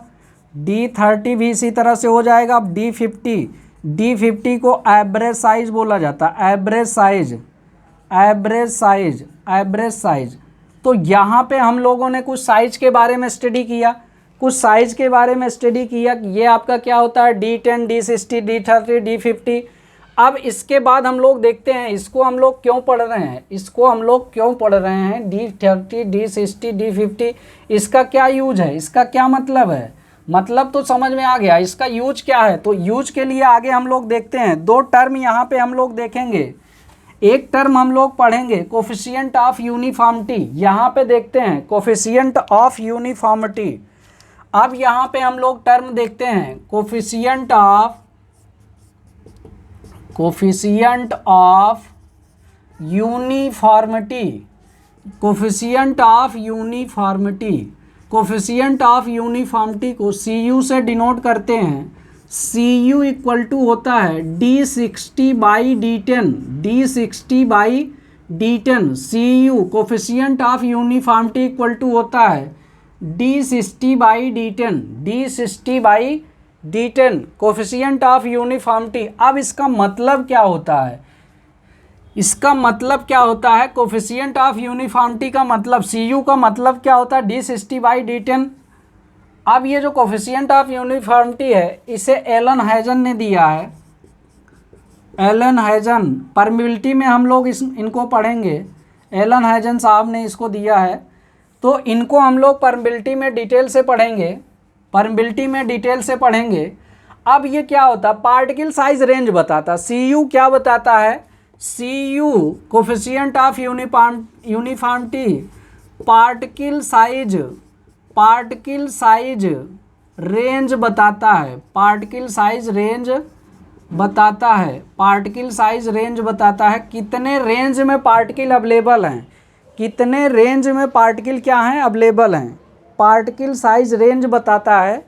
ये क्या करता है, पार्टिकल साइज रेंज बताता है। CU क्या करता है, पार्टिकल साइज रेंज बताता है, बट ये नहीं बताता कि उसमें जो है कौन से पार्टिकल अवेलेबल हैं, कौन से नहीं अवेलेबल हैं, उसके बीच में कौन से पार्टिकल अवेलेबल हैं, कौन से नहीं अवेलेबल, ये नहीं बताता, बट ये रेंज बताता। क्या बताता है, पार्टिकल साइज रेंज, ये क्या बताता है? पार्टिकल साइज रेंज बताता है। अब जो CU की रेंज होती है, CU की जो रेंज आपकी होती है, CU क्या होता है? Greater than or equal to 1 होता है। CU greater than or equal to क्या होता है? 1 होता है। CU क्या होता है? Greater than or equal to है। CU का मान जितना ज़्यादा होगा, CU का मान जितना ज़्यादा होगा, सॉइल उतना, रेंज उसका क्या होगा? उतना ही ज़्यादा होगा। रेंज उसका क्या होगा? उतना ही ज़्यादा होगा। CU का मान जितना ज़्यादा होगा, सॉइल के अंदर किसी भी सॉइल का CU का मान जितना ज़्यादा होगा, वो सॉइल उतना ही क्या होगी? उतना ही उसका जो है क्या होगा? रेंज, पार्टिकल साइज, विभिन्न साइज के पार्टिकल उसमें अवेलेबल होंगे, रेंज उसका अधिक होगा। रेंज क्या होगा? अधिक होगा।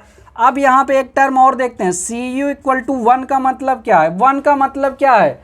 एक ही रेंज के पार्टिकल। 1 का मतलब क्या है? जैसे जैसे ये रेंज क्या होगा? 1 के जितना नज़दीक होगा, क्या होगा कि ये पार्टिकल की यूनिफॉर्मिटी बढ़ेगी। यूनिफॉर्मिटी बढ़ेगी मतलब एक ही साइज के पार्टिकल ज़्यादा से ज़्यादा होंगे। एक ही साइज के पार्टिकल क्या होंगे? ज़्यादा से ज़्यादा होंगे। CU इक्वल टू 1 का मतलब हो गया यूनिफॉर्म सॉइल। इसका मतलब क्या हुआ? Uniformly graded soil. Uniformly graded soil. Uniformly graded soil इसका मतलब हो जाएगी। इसकी वैल्यू जितना लार्ज होगी, पार्टिकल साइज रेंज उतना ही अधिक होगा। पार्टिकल साइज रेंज उतना ही अधिक होगा। ये हम लोगों ने इसके रेंज के बारे में बात किया। पार्टिकल साइज रेंज को बताता है। दूसरा यहाँ पे हम लोग देखते हैं कोफिशिएंट ऑफ कर्वेचर। दूसरा हम लोग यहाँ पे टर्म सीखते हैं, ये आपका क्या है? Coefficient of curvature. Coefficient of curvature. अब ये आपका coefficient of curvature CC, coefficient of curvature क्या होता है? CC का फॉर्मूला आपका होता है, CC का फॉर्मूला होता है D30 का square divided by D60 multiplied by D10 ये आपका CC का फॉर्मूला होता है। ये आपका क्या होता है? CC, कोफिशिएंट ऑफ कर्वेचर का फॉर्मूला होता है। But coefficient of curvature CC का मतलब क्या है? CC का मतलब क्या? ये हमें क्या बताता है? CC हमें क्या बताता है? CC हमें क्या करता है? पार्टिकल का CC, सॉइल पार्टिकल का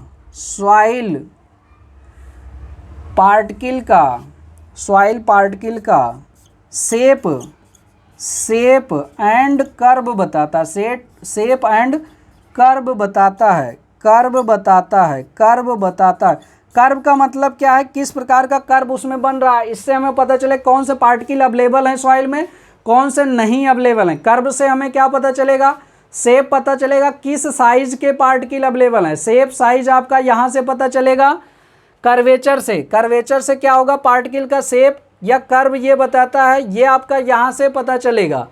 अब यहाँ से IS रिकमेंडेशन कुछ हैं। IS रिकमेंडेशन को हम लोग देखते हैं। IS रिकमेंडेशन के अकॉर्डिंग सॉइल को कैसे क्लासीफाई किया गया? IS रिकमेंडेशन के अकॉर्डिंग कैसे इसको क्लासीफाई किया गया है? तो यहाँ पे इससे रिलेटेड CU/CC से रिलेटेड IS रिकमेंडेशन को हम लोग देखते हैं। CU/CC से रिलेटेड IS रिकमेंडेशन को देखते हैं। तो यहाँ पे देखिएगा IS रिकमेंडेशन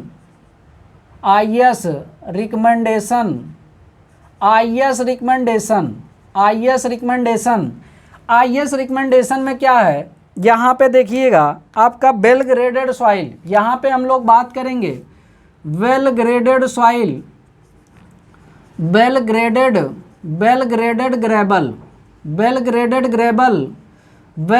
ग्रेबल। ये आपका वेल ग्रेडेड ग्रेबल के लिए क्या है? CU का मान ग्रेटर देन 4 है और CC का मान 1 से 3 के बीच में, 1 और 3 को लेकर के ये होता है वेल ग्रेडेड सैंड